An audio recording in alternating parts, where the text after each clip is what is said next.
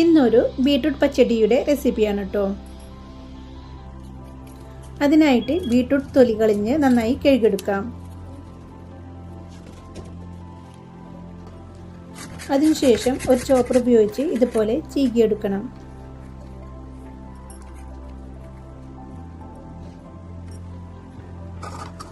ഇനി ഒരു ചട്ടി എടുത്ത് അതിലേക്ക് ബീട്രൂട്ട്, ആവശ്യത്തിന് വെള്ളം, 1 ടീസ്പൂൺ ഉപ്പും ചേർത്ത് നന്നായി മിക്സ് ചെയ്യാം.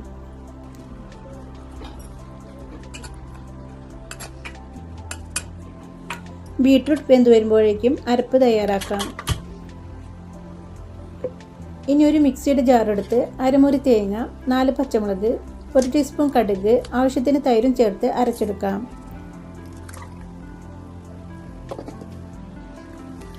ബീട്രൂട്ട് വെന്തതിന് ശേഷം അരപ്പ് ചേർത്ത് കൊടുത്ത് നന്നായി മിക്സ് ചെയ്യാം.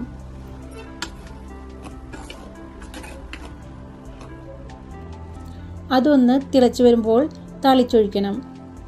ഇനി ഒരു ചട്ടി എടുത്ത് അതിലേക്ക് വെളിച്ചെണ്ണ ചേർത്ത് കൊടുക്കാം.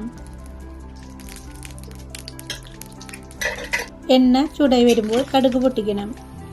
കടുക് പൊട്ടിയതിന് ശേഷം മുളകും കറിവേപ്പിലയും ചേർത്ത് കൊടുക്കാം.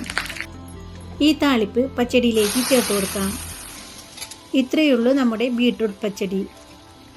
വീഡിയോ ഇഷ്ടമായാൽ ലൈക്ക് ചെയ്യാനും സബ്സ്ക്രൈബ് ചെയ്യാനും കമൻറ്റ് ചെയ്യാനും മറക്കല്ലേ.